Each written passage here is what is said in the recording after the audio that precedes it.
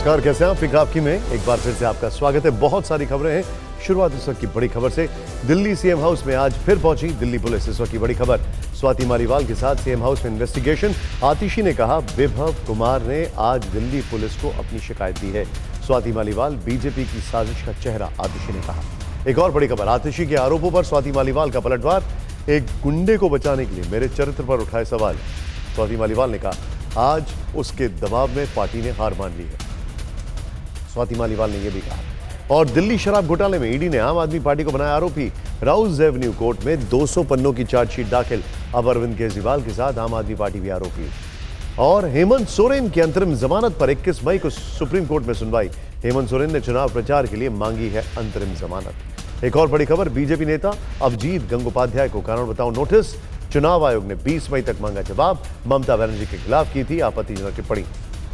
और मुंबई की रैली से पीएम मोदी का कांग्रेस पर हमला। कांग्रेस राज में देश में होते थे बम धमाके। पीएम मोदी ने कहा, मुंबई का हक वापस लौटाने आया हूं। प्रधानमंत्री ने कहा। इस सब के बीच में एक और बड़ी खबर आ रही है। मतदान के आंकड़ों में देरी पर सुप्रीम कोर्ट में सुनवाई। कोर्ट ने चुनाव आयोग से 1 हफ्ते में मांगा जवाब। कोर्ट 24 मई को मामले की अगली सुनवाई करेगा।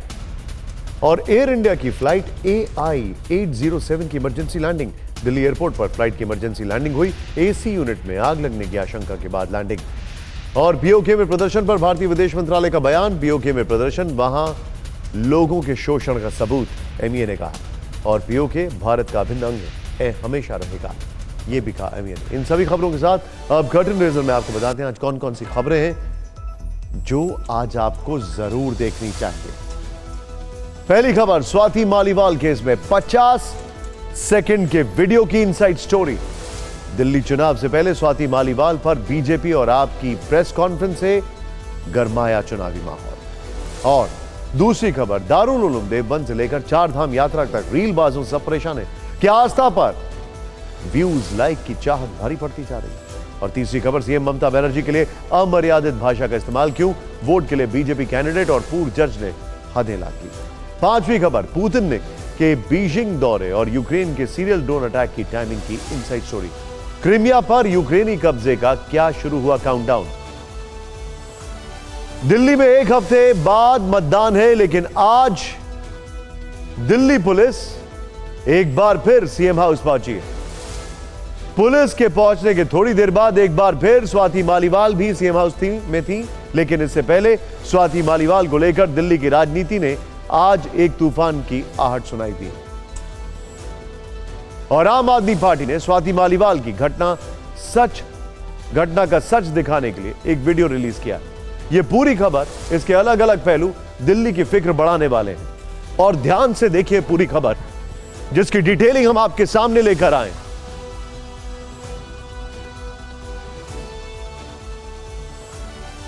इस पूरे मामले में कई सवाल हैं जो हमारे सामने आ रहे हैं, और वो सवाल आपको देखने जरूरी है। क्या अरविंद केजरीवाल के निजी सचिव विभव कुमार ने ड्राइंग रूम में उनके साथ हाथापाई की? क्या विभव कुमार ने स्वाति मालीवाल को पीटा और गाली दी? स्वाति मालीवाल केस के FIR में जो बातें लिखी हैं वो घटना वाले दिन से कितना मेल खाती हैं? स्वाति मालीवाल से मारपीट हुई तो क्यों हुई? वजह क्या है? एक नहीं कई सवाल जिनके जवाब 4 दिन से तलाशे जा रहे हैं।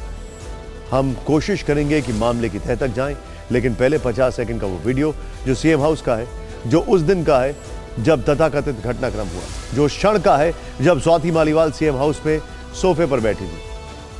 उनके सामने सीएम हाउस के कई सुरक्षाकर्मी खड़े हुए थे। ऐसे ना बोलें आप। I will do it. आज मैं इन लोगों को सबको बताऊं। हाँ बता देना, वो आपका हेड है। आप मेरे को DCP से बात करेंगे अभी करा रहे हैं। आप आइए, आप आइए ना। नहीं, मैं SHO सिविल लाइन से बात करूंगी पहले। नहीं, हम यहाँ नहीं कर सकते।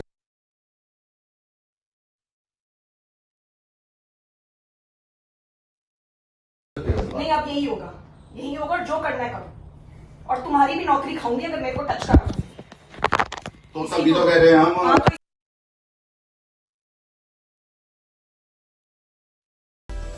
50 सेकंड के इस वीडियो में क्या पता चला? स्वाति मालीवाल और केजरीवाल की सुरक्षा कर्मियों के बीच तीखी नोकझोंक चल रही है। स्वाति मालीवाल बार बार पुलिस को बुलाने को कह रही है। स्वाति मालीवाल सुरक्षा कर्मियों की नौकरी खाने और सबक सिखाने की धमकी दे रही है। स्वाति मालीवाल कह रही हैं कि उन्होंने 112 पर कॉल कर दी, पुलिस आती होगी। स्वाति मालीवाल किसी व्यक्ति के लिए अपशब्दों का इस्तेमाल कर रही हैं और जो कि सुनाई भी दे रहा है। वो व्यक्ति कौन है इस वीडियो से साफ नहीं है, लेकिन इस वीडियो में एक और चीज है, दूर दूर तक विभव कहीं नहीं दिखाई दे रहे। हमारे सूत्र बताते हैं कि दिल्ली पुलिस इस वीडियो का संज्ञान है, लेकिन इस वीडियो के सामने आने के बाद स्वाति मालीवाल ने एक्स पर, सोशल मीडिया जो है उस पर क्या पोस्ट लिखा है, अब वो भी देखिए। हर बार की तरह इस बार भी इस राजनीतिक हिटमैन ने खुद को बचाने की कोशिशें शुरू कर दी हैं। अपने लोगों से ट्वीट्स करवा के, आधा बिना संदर्भ का वीडियो चला के इसे लगता है कि ये इस अपराध को अंजाम देके खुद को बचा लेगा। कोई किसी को पिटते हुए वीडियो बनाता है भला? घर के अंदर की और कैमरे की सीसीटीवी फुटेज की जांच होते ही सत्य सबके सामने होगा। जिस हद तक गिर सकता है गिर जा। भगवान सब देख रहा है। एक ना एक दिन सबकी सच्चाई दुनिया के सामने आएगी। स्वाति मालीवाल ने अपनी पोस्ट में राजनीतिक हिटमैन किसे कहा? क्या उन्होंने सीएम केजरीवाल को राजनीतिक हिटमैन बताया? 13 मई को जब घटना घटी तब केजरीवाल कहां पर थे? हमारे सहयोगी जितेंद्र शर्मा ने सूत्रों से जानकारी दी है कि केजरीवाल घर के अंदर ही मौजूद थे। हालांकि वो ड्राइंग रूम में थे या नहीं ये साफ नहीं है, लेकिन स्वाति मालीवाल ने यह भी कहा कि यह वीडियो अधूरा है। तो पूरा मामला क्या है? स्वाति मालीवाल ने जो एफआईआर दर्ज कराई है, हमने उसको पूरा पढ़ा। स्वाति मालीवाल की तरफ से की गई शिकायत पूरे 2.5 पेज की है। उसमें लिखी एक एक बात बताने से पहले स्वाति मालीवाल का आज एक और वीडियो देखिए। दिल्ली पुलिस सुबह स्वाति मालीवाल को साथ लेकर 30 कोर्ट पहुंची थी। कोर्ट रूम नंबर 202 में जज के सामने सीआरपीसी की धारा के 164 के तहत उनका बयान दर्ज कराया गया। लेकिन बयान दर्ज कराने के बाद वो जब बाहर आने लगी तो तकलीफ में दिख रही थी, चलने में शायद दिक्कत थी। इसके बाद वो कार में बैठी और बिना कुछ कहे वहां से चली गई। ये स्वाति मालीवाल केस की एफआईआर कॉपी है। इसमें शुरुआत में ही लिखा है कि स्वाति मालीवाल 13 मई की सुबह लगभग 9 बजे केजरीवाल के 6 Flagstaff Road, Civil Lines, Delhi स्थित आवास पर पहुंची थी। वहां पहुंचकर उन्होंने केजरीवाल के पीएस विभव कुमार को फोन किया। नंबर नहीं लगा तो व्हाट्सएप मैसेज भेजा और अंदर चली गईं। इसके बाद सुरक्षा कर्मियों ने उनसे कहा कि वो ड्राइंग रूम में बैठ जाएं, केजरीवाल अंदर हैं, थोड़ी देर में मिलने आएंगे। इसके बाद कमरे में विभव कुमार की एंट्री होती है। स्वाति मालीवाल की शिकायत है कि इसके बाद विभव कुमार ने उन पर तुरंत चिल्लाना शुरू कर दिया, गाली देने लगे, सबक सिखाने की धमकी दी, पूरी ताकत से 7-8 बार थप्पड़ मारे, बेरहमी से घसीटा, छाती पर लात मारी, पेट पर लात मारी, शरीर के निचले हिस्से पर हमला किया। उनसे कहा कि ऐसी जगह गाड़ेंगे पता भी नहीं चलेगा। स्वाति मालीवाल की एफआईआर के मुताबिक वो बहुत दर्द में थी, मदद के लिए चिल्ला रही थी। 112 नंबर पर कॉल करके अपने खिलाफ अपराध की सूचना दी, जिसके बाद विभव कुमार कमरे से बाहर चले गए। इसके बाद वहां पीसीआर वैन आई, लेकिन स्वाति मालीवाल सिविल लाइंस में अपने पिछले निवास की ओर पैदल ही चल पड़ी। एफआईआर के मुताबिक वो उस समय भी रो रही थी और किसी तरह अपने पिछले निवास तक पहुंचने में कामयाब रही।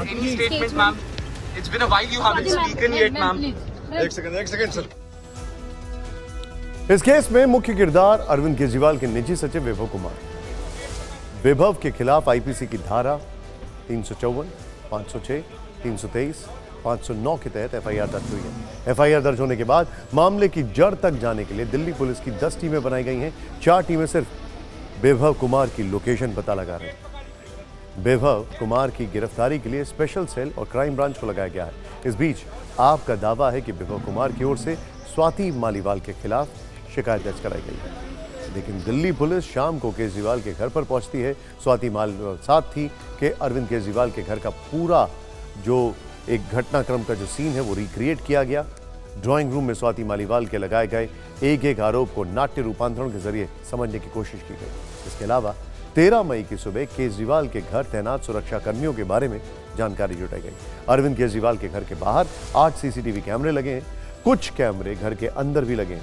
सबकी फुटेज को खंगाला जा रहा है। दिल्ली पुलिस के हाथ जो पहला सीसीटीवी फुटेज लगा है उसमें स्वाति मालीवाल सुबह 9:39 पर सीएम आवास के बाहर खड़ी दिखी। पता यह भी चला है कि स्वाति मालीवाल उस दिन एक टैक्सी से अरविंद केजरीवाल के घर पर पहुंची थी। दिल्ली पुलिस उस टैक्सी ड्राइवर का बयान भी दर्ज कराई।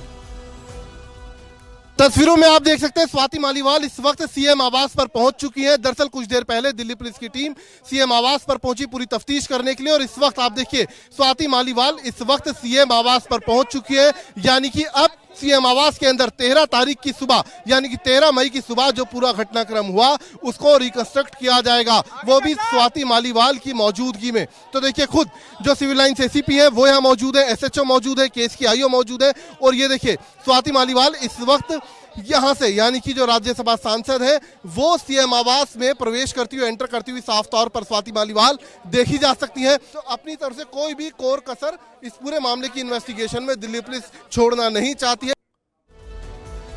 दिल्ली में मतदान से ठीक पहले स्वाति मालीवाल का मुद्दा अब एक बड़ा चुनावी मुद्दा बन चुका है। शायद यही वजह है कि बीजेपी की तरफ से इस पर वित्त मंत्री निर्मला सीतारमण ने बयान दिया, और जवाब में आपकी तरफ से दिल्ली सरकार की मंत्री आतिशी ने एक लंबी चौड़ी प्रेस कॉन्फ्रेंस कर दी। अरविंद केजरीवाल महिला के खिलाफ है, महिला को पिटाई करने वाले नेता है, मगर उनके पार्टी का चरित्र देखिए। 1 मिनट में मैं हाईलाइट कर रही हूं इस विषय में, सिर्फ अरविंद केजरीवाल ही हम सबका निशान होना चाहिए। मैं डिमांड करती हूं कि चीफ मिनिस्टर केजरीवाल इस विषय में पूरे के पूरे स्पष्टीकरण दे, माफी मांगे, और स्वाति मालीवाल के विषय में और भी एक प्रश्न रहना नहीं चाहिए, इतना खुलासा वो दें। इस षड्यंत्र का इरादा था अरविंद केजरीवाल जी पर झूठे आरोप लगाना। स्वाति मालीवाल जी इस षड्यंत्र का चेहरा थी, स्वाति मालीवाल जी इस षड्यंत्र का मोहरा थी। स्वाति मालीवाल जी 13 मई को अनअनाउंस्ड बिना अपॉइंटमेंट लिए मुख्यमंत्री आवास पहुंची। उनका इरादा था कि मुख्यमंत्री पर आरोप लगाया जाए, लेकिन मुख्यमंत्री जी उस समय अवेलेबल नहीं थे, उपलब्ध नहीं थे, इसलिए वो बच गए। फिर स्वाति मालीवाल जी ने विभव कुमार पर आरोप लगाए। स्वाति मालीवाल ने आपके इस आरोप पर भी जवाब दिया। उन्होंने एक्स पर लिखा कि पार्टी में कल के आए नेताओं से 20 साल पुरानी कार्यकर्ता को बीजेपी एजेंट बताया गया, जबकि 2 दिन पहले पार्टी ने प्रेस कॉन्फ्रेंस करके सब सच कबूला था और आज यू टर्न ले लिया। असल में स्वाति ने यह यू टर्न वाला आरोप संजय सिंह के बयान पर लगाया था। 14 मई को पहली बार संजय सिंह ने खुद माना था कि स्वाति मालीवाल के साथ अभद्रता हुई, लेकिन आज 3 दिन बाद इस पर जांच के अलावा सियासत भी जबरदस्त है, और ये मुद्दा अब दिल्ली तक सीमित नहीं है, एनडीए वर्सेस इंडिया की लड़ाई बन चुका है।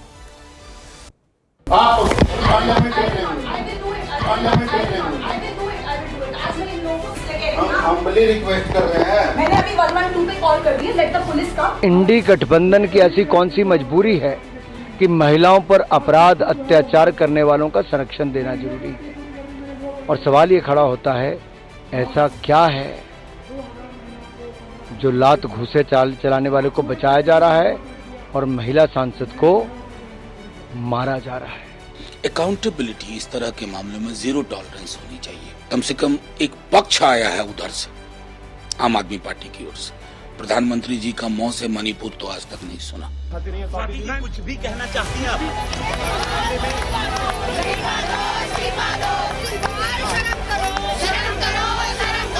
अगर एक मुख्यमंत्री के आवास पर ही महिला सुरक्षित नहीं है तो दिल्ली में आम महिलाओं का क्या होगा? What has happened with Ms. Swati is wrong.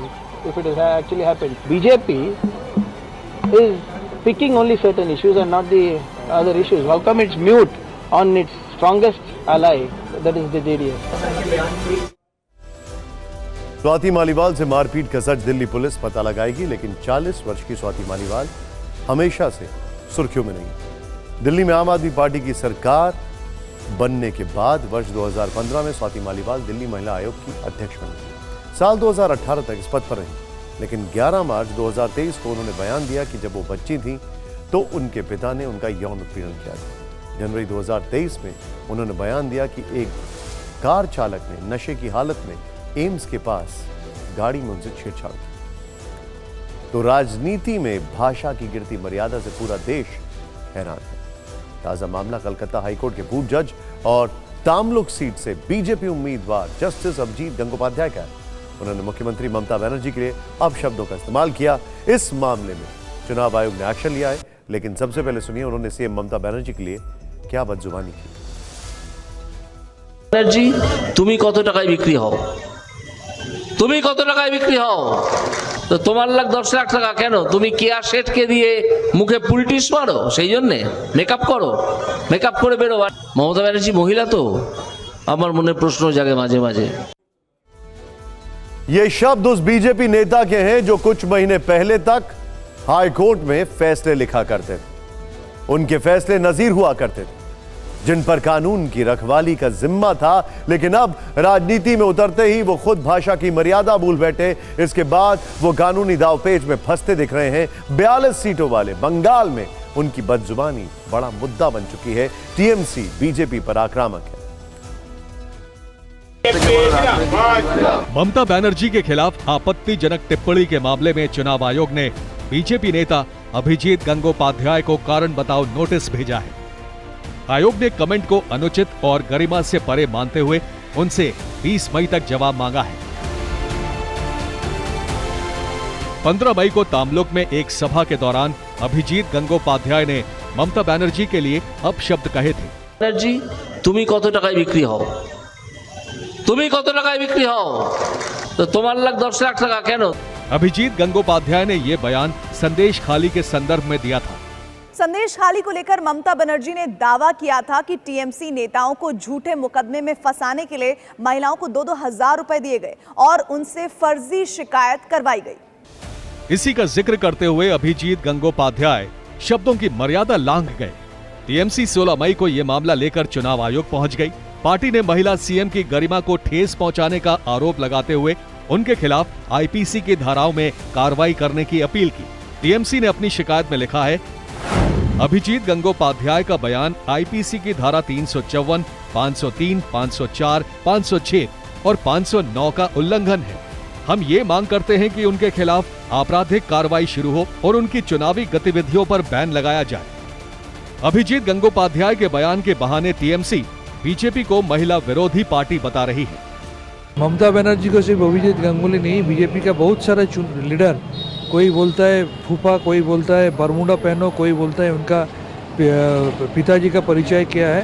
इससे यह सबूत होता है ये सिर्फ ममता बनर्जी के खिलाफ नहीं, पूरा देश का महिलाओं का खिलाफ ये जा रहा है। बीजेपी गंगोपाध्याय की टिप्पणी का समर्थन तो नहीं कर रही, लेकिन साथ में ये भी कह रही है कि उनके बयान का गलत मतलब निकाला गया। अभिजीत गांगुली ने यही बोलने की कोशिश किए थे कि जो सम्मान मुख्यमंत्री का है वही सम्मान रेखा पात्रों के भी है। बीजेपी भले ही जो सफाई दे, लेकिन जस्टिस गंगोपाध्याय की टिप्पणी ने संदेश खाली में महिला सम्मान के मुद्दे पर उसे बैकफुट पर ला दिया है।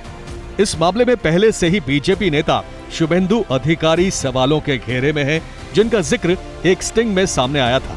तामलुक लोकसभा सीट पर 25 मई को वोटिंग है। 2019 में ये सीट टीएमसी के खाते में गई थी। ये पहली बार नहीं है जब इस चुनाव के दौरान पश्चिम बंगाल में भाषाओं की मर्यादा लांघी गई हो। इससे पहले इसी महीने बीजेपी नेता दिलीप घोष ने बंगाल पुलिस को पालतू कुत्ता बताया। इससे पहले मार्च में दिलीप घोष ने पूछा था कि ममता बनर्जी के पिता कौन है। टीएमसी नेता हुमायूं कबीर ने हिंदुओं को भागीरथी नदी में बहाने की धमकी दी थी। और अब अभिजीत गंगोपाध्याय ने कहा कि ममता बनर्जी आप कितने में बिकती हो। ये बहुत ही शर्मनाक है। चुनाव प्रचार में नेताओं के बोल बिगड़ रहे हैं तो रैलियों से एक दूसरे के खिलाफ शब्द भेदी बाण भी खूब चल रहे हैं। अब वक्त है हमारी आज की पॉलिटिकल रील का, जिसमें हम आपको दिखाते हैं वोट युद्ध में नेताओं की जुबानी धार और वार पलटवार वाला प्रचार।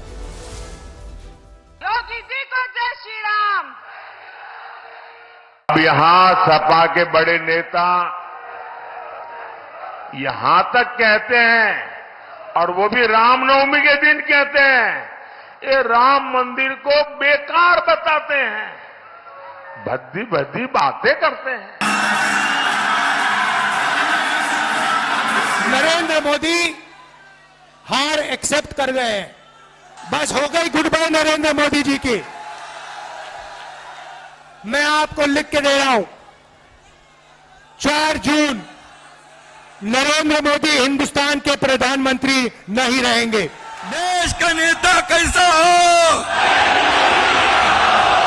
इस भूमि से राहुल बाबा को कहकर जाता हूं, राहुल बाबा आपको डरना है तो डरिए, पाक ऑक्यूपाई कश्मीर भारत का है, रहेगा और हम इसको वापिस लेकर रहेंगे। करो इस देश की खातिर, रा से रायबरेली है तो रा से राहुल भी है। जो लोग गिनती नहीं समझ पाते हैं वो भी गिनती समझ लें, एक और एक 11 हो गया है और बीजेपी 9-2-11 हो गई है।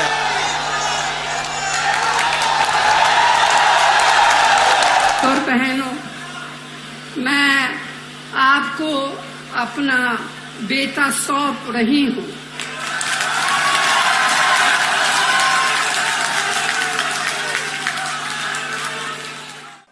अपने लिए वोट मांगने नहीं आ रहा, देश को बचाने की भीख मांगने के लिए आ रहा हूं। तो मैंने भी ठान ली है, ये 21 दिन मैं सोऊंगा नहीं। चुनावी गर्मी जुबानी भी है और भीषण गर्मी से नेता से लेकर जनता तक सब परेशान भी है। अगले 2 दिन देश के कई हिस्सों में लू का अलर्ट यानी भीषण गर्मी व पड़ने की आशंका है। आदरणीय इतनी बुरी हालत में नेताओं की रैलियां हो रही हैं, चाहे तापमान कितना भी हो, जनता उनको सुनने आ रही है। लोग परेशानी होने के बावजूद घर से काम के लिए निकल रहे हैं। तो वहीं तमिलनाडु में मौसम कुछ अलग ही है। वहां बारिश हो रही है, यानी देश का एक हिस्सा झुलस रहा है और दूसरे हिस्से में आसमानी बूंदें बरस रही हैं।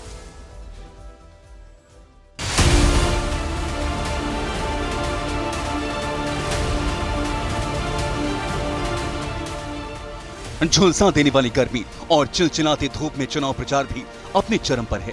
क्या नेता, क्या जनता, सबके पसीने छूट रहे हैं। कोई तौलिया लेकर चल रहा है तो मंच के सामने भीड़ में कई लोग पंखे का सहारा ले रहे हैं। जाहिर है देश में लोकतंत्र का सबसे बड़ा पर्व है, फिर चाहे भीषण गर्मी ही क्यों ना हो। लेकिन अब इस गर्मी की चर्चा मंचों से राजनेता भी करने लगे हैं। एक दिन पहले TV9 भारतवर्ष के सत्ता सम्मेलन में जब अखिलेश यादव आए तो उन्होंने मौसम के बहाने बीजेपी पर तंज कस दिया। प्रचार कर रहे हैं, इतनी गर्मी, इतनी धूप, इतने खराब मौसम में जो चुनाव बीजेपी ने कराया है, इसलिए भी बीजेपी चुनाव हारेगी, देखिएगा आप। इन दिनों कांग्रेस नेता प्रियंका गांधी अमेठी और रायबरेली में धुआंधार प्रचार कर रही हैं। जला देने वाली गर्मी से वो किस कदर परेशान हैं, ये सुनिए। बड़े मंच होते हैं, इससे 10 बार बड़े, ऊपर मोदी जी खड़े रहते हैं, इस पे दूर से जनता को संबोधित करते हैं, हमेशा दिखते हैं तो साफ सुथरे चमक रहे होते हैं, हम लोगों की जैसे नहीं कि बस पसीना आ रहा है, धूल मिट्टी है सारी है? उनका मेकअप बहुत अच्छा है। 7 मई को तीसरे चरण के चुनाव के दौरान जब प्रधानमंत्री गुजरात में थे, तब उन्होंने भी गर्मी में लोगों को खूब पानी पीने की सलाह दी थी। भाई इस गर्मी में आप लोग दिन रात दौड़ कर रहे हैं, तो आप अपने स्वास्थ्य की भी चिंता कीजिए। और क्योंकि चुनाव के दिनों में पत्रकार साथियों को दिन रात दौड़ना पड़ता है और आज मीडिया की कंपटीशन भी इतनी है कि आपको समय से आगे दौड़ना पड़ता है। मैं तो यही प्रार्थना करूंगा आप सब पुराने साथियों को कि अपने स्वास्थ्य का जरूर ध्यान रखें। और मैं हमेशा कहता हूं कि पानी बहुत पीना चाहिए। जितना ज्यादा पानी पिएंगे तो आपको बहुत स्वास्थ्य के लिए भी ठीक रहेगा और एनर्जी भी मेंटेन रहती है। ये हाल तब है जबकि 3 चरण का चुनाव अभी बाकी है। 20 मई, 25 मई और 1 जून को वोटिंग होनी है और इसी दौरान भीषण गर्मी का अलर्ट भी है। अब तक हुए चुनाव में वोट प्रतिशत जब 2019 के मुकाबले कम हुआ तो इसकी एक वजह हीट वेव को भी माना गया। मौसम विभाग के मुताबिक अभी इस गर्मी से राहत नहीं मिलने वाली है। मौसम विभाग के मुताबिक अगले 5 दिनों तक राजस्थान, पंजाब, हरियाणा, दिल्ली, बिहार और उत्तर प्रदेश में गर्म हवाएं चलेंगी। उत्तर प्रदेश, राजस्थान, पंजाब, हरियाणा, दिल्ली, बिहार, झारखंड और गुजरात में 21 मई तक जानलेवा लू चलने की आशंका। देश के कई राज्यों में 16 मई का तापमान औसतन 4 डिग्री तक ज्यादा रहा और कई जगह यह तापमान 46 डिग्री तक पहुंच गया। ऐसे में मौसम विभाग ने हरियाणा, पंजाब, राजस्थान और दिल्ली के लिए ऑरेंज अलर्ट जारी कर दिया। चेतावनी में कहा गया है कि लंबे समय तक धूप में रहने वाले या भारी काम करने वाले लोगों में गर्मी से जुड़ी बीमारियां बढ़ने की आशंका है। आज उत्तर प्रदेश में आगरा सबसे गर्म रहा, वहां तापमान 46.9 डिग्री रिकॉर्ड किया गया। दिल्ली के नजफगढ़ का अधिकतम तापमान 47 डिग्री के पार था। हीट वेव की वजह से हरियाणा में स्कूलों का समय बदल दिया गया। अब हरियाणा में दोपहर 12 बजे तक ही क्लास चलेंगी। हमारा अनुमान यह है कि राजस्थान में हीट वेव 5 दिन रहेगा।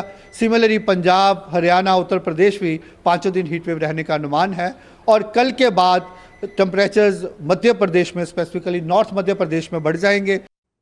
मुंबई के शिवाजी पार्क में पीएम मोदी की मेगा रैली, कहा कांग्रेस राज में होते थे धमाके, मुंबई का हक लौटाने आया हूं। रायबरेली में राहुल और प्रियंका गांधी के साथ सोनिया गांधी की रैली। सोनिया ने कहा, आपको सौंप रही हूं अपना बेटा, राहुल आपको निराश नहीं करेगा। रायबरेली सीट सौंपने पर राहुल गांधी का बयान, ये पल मेरे लिए बहुत ही भावुक कर देने वाला था, वादा है मां के कहे गए एक एक शब्द का मान रखूंगा। रांची में केंद्रीय गृह मंत्री अमित शाह का रोड शो, पार्टी उम्मीदवार संजय सेठ के लिए किया चुनाव प्रचार। यूपी के कुशीनगर सीट से स्वामी प्रसाद मौर्य ही लड़ेंगे चुनाव, बेटे उत्कर्ष मौर्य ने अपना नामांकन वापस लिया। मुंबई में इंडिया गठबंधन की रैली में बोले सीएम केजरीवाल, 75 साल पूरा होने पर प्रधानमंत्री मोदी रिटायर हो जाएंगे। ये रूल उन्होंने खुद 2014 में बनाया था। वित्त मंत्री निर्मला सीतारमण का दिल्ली मेट्रो में सफर, लक्ष्मी नगर तक के रास्ते में कई लोगों से की बात। साउथ दिल्ली में उत्तराखंड के सीएम पुष्कर सिंह धामी की रैली, रामवीर सिंह बिदूड़ी के लिए किया चुनाव प्रचार। मध्य प्रदेश के सीएम मोहन यादव पहुंचे अयोध्या, श्री राम मंदिर में किए दर्शन, मंदिर में गूंजा जय श्री राम का उद्घोष। और आगे देखिए मोदी का मिशन भारतीय fighter jet number 1, the PM factor.